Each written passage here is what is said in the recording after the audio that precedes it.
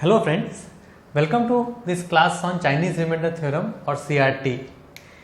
So lot of times where I have seen discussions of Chinese Remainder Theorem or CRT, they are always accompanied by a lot of several complicated formulas. So instead of going there, instead of trying to give you a set of formula and asking you to cram those, we will try to develop some kind of intuition around Chinese Remainder Theorem so that we can easily apply it to problem solving. Okay. So moving on, in the last class we discussed about solving remainder problems using SCF and LCM, and I would like to emphasize that if you can indeed solve problems using SCF and LCM, you should not use CRT at all. So this is our method of choice. SCM and LCF, they should be our method of choice. An example of a problem which can be solved, this problem can be solved using LCM is this basically. So we are asked to find the smallest number which when divided by x, y and z leaves remainders a, b and c respectively.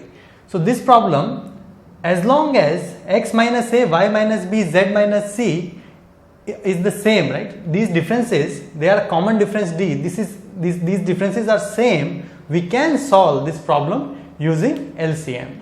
So we should not try to solve these problems using CRT.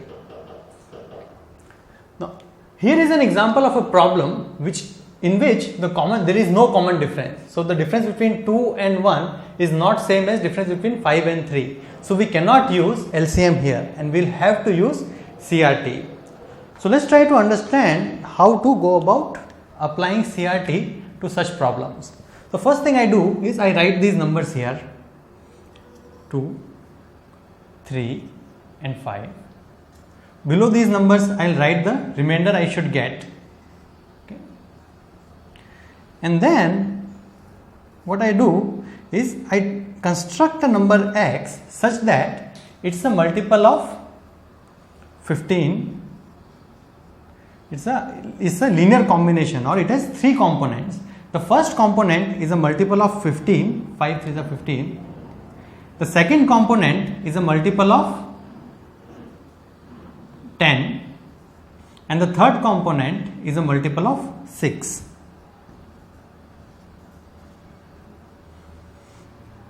If you look closely, what I have done here is that I have combined first 5 and 3, then 2 and 3, and then 2 and 5. Okay, and I have said that this particular number is made up of 3 components. The first is a multiple of 15, the second a multiple of 10, and the third is multiple of 6. Now, if I divide this number x by 2, these two terms can never give me a remainder. These two terms would completely divide. Okay, because 10 is divisible by 2 and 6 is divisible by 2. The only remainder I can get is from this term. Therefore, this term should give me a remainder of 1 for this case to be satisfied. Similarly, this term should give me a remainder of 2 when I divide it by 3, and this term should give me a remainder of 3 when I divide it by 5. Now, let us try to find multiples of 15 which satisfy this condition. Okay. So, the smallest multiple of 15 which when divided by 2 leaves a remainder 1 is 15 itself. So, this thing simply becomes 15. Similarly, if I try to find multiples of 10, 20, 30, okay, and I have to find that multiple which when divided by 2 gives me a remainder of 3. So, what would be that? 20. 10 when divided by 2 gives me 10 when divided by 3 gives me a remainder of 1. Okay. 20 when divided by 3 gives me a remainder of 2. So, the smallest number which is a multiple of 10 and gives me a remainder 2 is 20. Similarly, in this case, the smallest number which when divided by 5 gives me a remainder 3 would be 18. Okay. So, 18 is a multiple of 6 and when divided by 5 it gives me a remainder 3. So, my final answer becomes 15, 20 and 18. And again, if you look closely, when I divide this combination by 2, this term and this term does not give me a remainder. My remainder 1 comes from this term. Similarly, when I divide by 5, this term and this term does not give me a remainder. My remainder of 3 is coming from here. Okay. So, the total is 53. So 53 is one such number which satisfies this condition. Is it the smallest number? No. Let's see why. So what would be the LCM of 5, 3 and 2? Their LCM would be 30. So if I add or subtract 30 from this number, I am not going to change the remainders at all, because all of these numbers would completely divide 30. So I can add or subtract 30 anytime. So if I subtract 30 from 53, what do I get? 23, which is the smallest number which satisfies these conditions. Okay. So the key here is to understand how we divided, how we sort of distributed the problem of finding x to the problem of finding x1, x2 and x3. And this, my friends, is nothing but application of Chinese Remainder Theorem. This is Chinese Remainder Theorem, this line right here. Okay. Moving on, let's take a slightly complicated example. Okay. And this example will clearly demonstrate why we don't want to apply Chinese Remainder Theorem unless we really have to. Okay. Because in Chinese Remainder Theorem, typically when we try to solve problems using Chinese Remainder Theorem, we using CRT we encounter big numbers. Okay, and this problem would clearly demonstrate that. So here again 7, 9 and 11 are my divisors. So I write them as it is. Okay. And what are the corresponding remainders? 1, 2 and 3. So now I again divide my number into 3 components. The first component is a multiple of 99. The second component is a multiple of 77. And the third component is a multiple of 63. Again, because these two numbers are divisible by 7, so the remainder 1, okay, when I divide the number by 7, the remainder 1 has to come from here. Okay. So this 99x1 should give me a remainder 1 when I divide by 7. Similarly, this should give me a remainder 2 when I divide by 9, and this should give me a remainder 3 when I divide by 11. Now the problem with using CRT becomes very obvious. Now here I have a big number 99 and I don't know how to find the multiples of 99 which satisfy this condition. Okay, so this becomes very obvious. The problem with CRT is made very obvious here. To simplify this portion, to find the x1 here, what I do is, I'll rewrite it here. So 99x1 should give me a remainder 1 when I divide it with 7. 99 can be written as 7 into 14. So what I am trying to do, from 99 I am removing everything which is divisible by 7 plus 1. Okay, and this should give me a remainder 1 when I divide it by 7. Now of course, because this portion is 100% divisible by 7, I cannot get anything from here. The only remainder I can get is from here. So my equation becomes x1 divided, right, x1, this should give me a remainder 1 when I divide by 7. What is the smallest possible x1 which satisfies this condition? Of course it is 1. So if x1 is 1, I get a remainder 1 when I divide it by 7. So this x1 becomes 1 and my first term becomes simply 99. Similarly, let's try to solve the second one. Again, from 77, what we'll do is we'll try to remove all the multiples, all the possible multiples of 9. So I'll try to remove all the multiples of 9 from 77. So what do I get? 77 can be written as 9 into 8 plus 5. So this equation then I can write, so this thing is completely divisible by 9. So I ignore it. I take 5 and I say 5x1 should give me a remainder of 2 when I divide by 9. Okay. So now let's try to see, like by putting x1 is equal to 1, x1 is equal to 2, x1 is equal to 3, so on and so forth. When I do trial and error, what I see is when x1 becomes 4, this entire thing 5x1 becomes 20, and this 20 indeed gives me a remainder 2 when I divide by 9. Therefore, x2 becomes, sorry, this should be x2. This x2 becomes 4 and this number becomes 308. Similarly, I can solve for the last one, and here I get x3 is nothing but 10, okay, and this thing is 630. So therefore, my answer in this case is 99 plus 308 plus 630, which is 1037.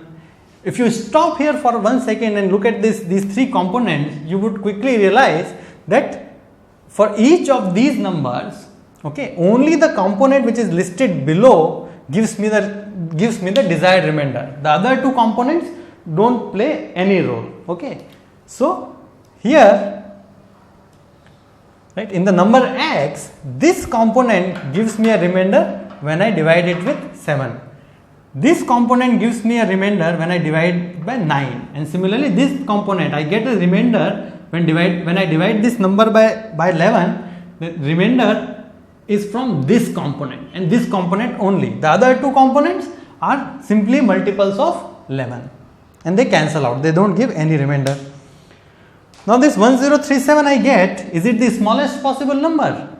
Again we find the LCM of 7, 9 and 11. What is the LCM? LCM of 7, 9, 11 is 693. And this 693, if I add or subtract from 1037, I don't change the remainder equations at all. So let me subtract 693 from 1037 and I get my answer, which is 344. And this is the smallest possible number which would produce the desired remainders. Now as you can see from this question, many times in the application of Chinese Remainder Theorem, the computations can become very tedious. So we don't really want to use Chinese Remainder Theorem, or at least not in its fullest form, right? We want to reduce our calculations as much as possible. So we'll try to not use full form of Chinese Remainder Theorem as much as we can. Okay. So next I'll discuss three simple tricks which you can use to simplify your work, simplify your calculation. This is the first one. Let's try to understand the first one.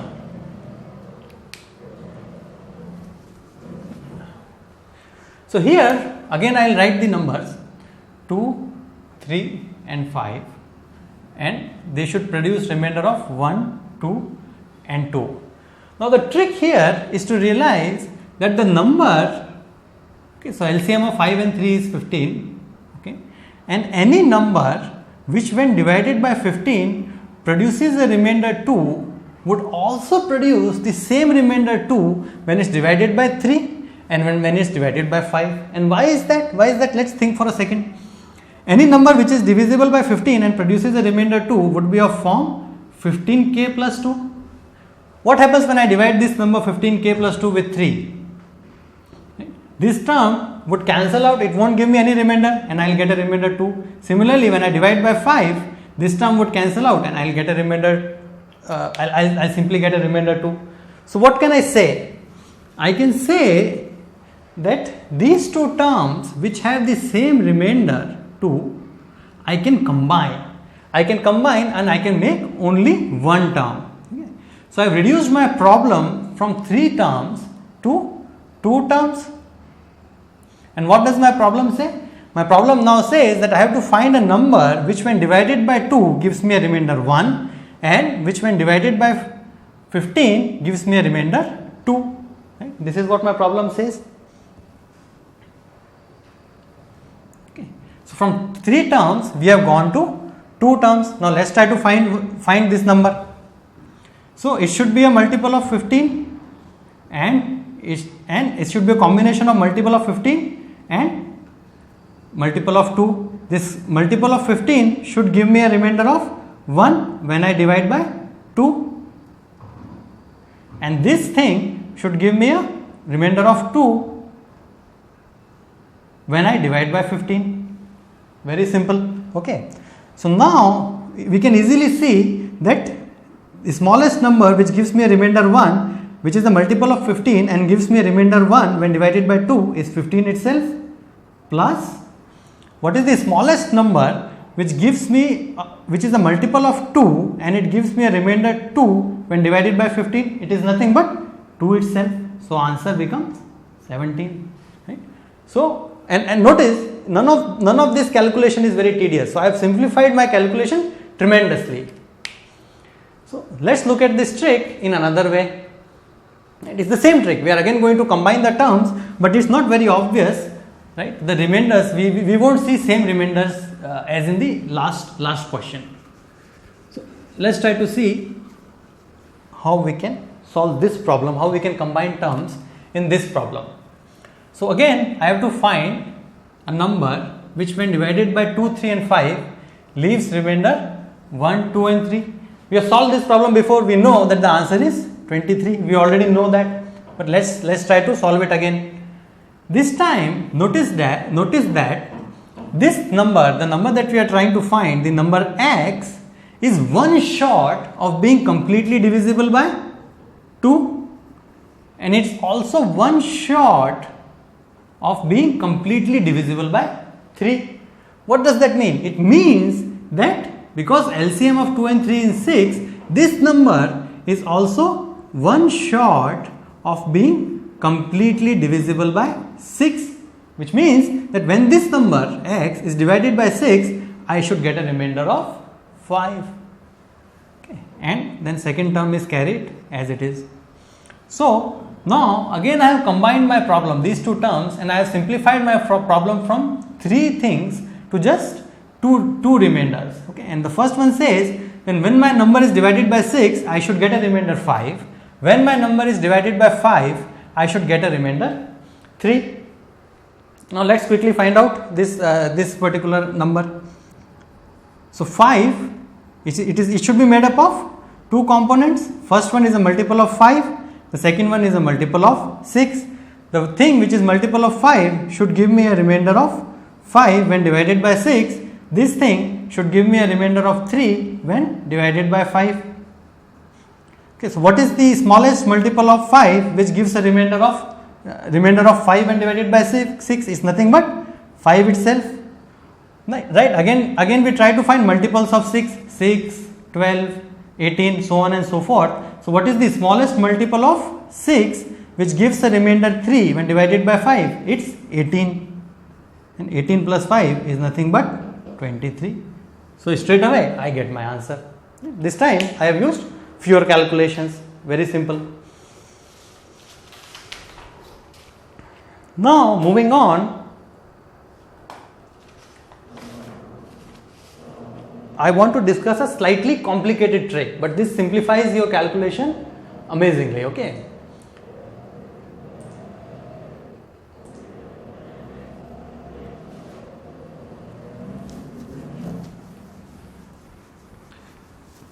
Again, we are revisiting the question which we have already solved in this class. Okay.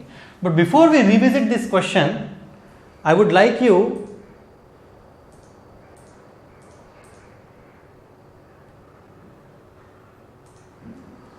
to think about this little problem here. Okay. Before we go back to that question, I would like you to think about this case. 24 when divided by 5 gives me a remainder of, the remainder is 4. This 24 is made up of 2 12s. When each of these 12s is divided by 5, I get a remainder of 2 each. And this remainder is, what is? This remainder is kind of added, okay, when I divide the number 24 by 5 to give me a total remainder of 4. So if you think about it, when I half the number, when I made the number half, I have also halved the remainders. If 24 when divided by 5 gives me a remainder 4, 12, which is half of 24, when I divide this 12 by 5, I get a remainder of only 2, which is half of 4. Right? So keep that in mind. We'll use it in a second. Now going back to our problem, here is our problem. We are given three numbers 7, 9 and 11, and I have to find a number which with these remainders, right? When I divide the number by 7, I get remainder 1, divide by 9, I get a remainder 2, when I divide by 11, I get a remainder 3. So 1, 2 and 3, and these are the differences. So notice that these differences are not the same, so I cannot use my common difference formula, which is simple. I have to just find the LCM. However, if I double these remainders, I do get a common difference. Okay, so instead of solving this problem, we first solve this problem, and the answer to this problem we already know. We have to find the LCM of 7, 9 and 11 and subtract 5, right? And this is nothing but 688. Okay, 688. Now if you remember what we discussed in the last slide, if I half 688,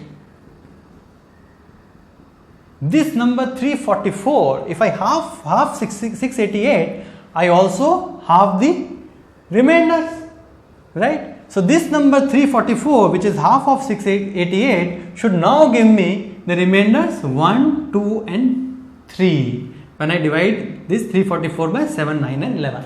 So this is the key trick. When I half the number, I also half the remainder. So from this problem we can go back to this problem by just dividing by 2, by just halving this number. Okay.